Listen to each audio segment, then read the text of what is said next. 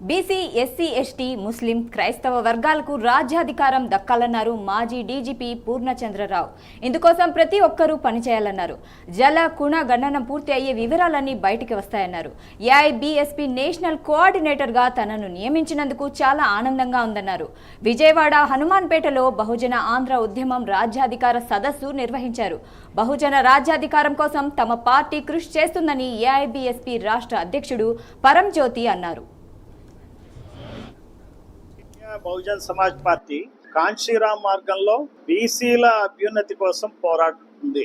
బీసీల గురించి కులగణన చేయాలని చెప్పి గత సంవత్సర కాలంగా మరి యాజిటేట్ చేస్తా ఉన్నాం. కేంద్రంలో కేబినెట్ కులగణన చేస్తుందని చెప్పింది. అయితే టీడీపీ మేనిఫెస్టోలో 34% బీసీలకు రిజర్వేషన్లు ఇస్తామని చెప్పారు. 34 కాదు, జగన్మోహన్ రెడ్డి ప్రభుత్వం చేసిన సర్వే ప్రకారం 52% బీసీలు ఉన్నారు కాబట్టి 52% బీసీలకి రిజర్వేషన్లు స్థానిక సంస్థల్లో విద్యా ఉద్యోగాల్లో ఇవ్వాలని చెప్పి డిమాండ్ చేస్తున్నాం. కులగణన పూర్తయినాక చట్టసభల్లో కూడా బీసీలకి జనాభా దామాషా పద్ధతిలో రిజర్వేషన్లు ఇవ్వాలి. ఇచ్చినప్పుడే అంబేద్కర్ కళలు నిజమవుతాయి.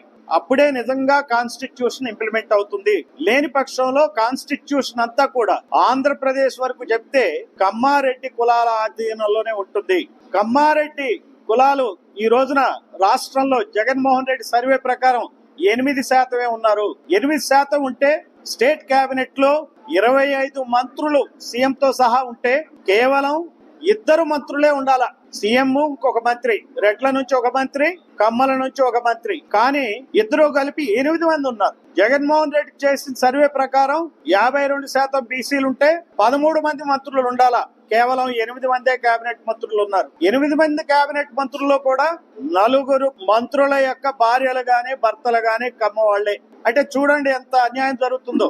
ఎస్సీల ప్రాతినిధ్యం, ఎస్టీల ప్రాతినిధ్యం, బీసీల ప్రాతినిధ్యం, ముస్లింల ప్రాతినిధ్యం కేబినెట్ లో పెరగాలని, అదే దామాషా పద్ధతిలో నామినేట్ పోస్టులు ఇవ్వాలని చెప్పి డిమాండ్ చేస్తున్నాం.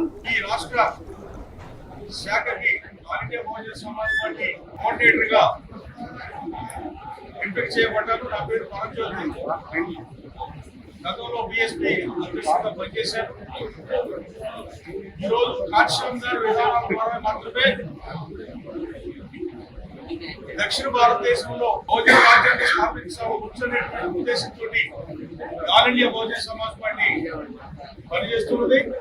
శ్రీ కాంశీరామ్ గారు ఈ భారతదేశంలో స్థితిలో పర్యటించి భారతదేశంలో బహుజన సమాజ్ పార్టీ స్థాపించినప్పుడు ఉత్తరప్రదేశ్ లో రాజ్యాధికారం రాజ్యాధికారం సాధించినప్పుడు ఆ తర్వాత ఆంధ్రప్రదేశ్ లోనే బహుజన సమాజ్ పార్టీ అధికారంలోకి వస్తుంది, బహుజన రాజ్యం ఏర్పడుతుంది అనే ఉద్దేశంతో ఎక్కువగా ఆంధ్రప్రదేశ్ మీద ఇష్ట పెట్టి పనిచేశాడు.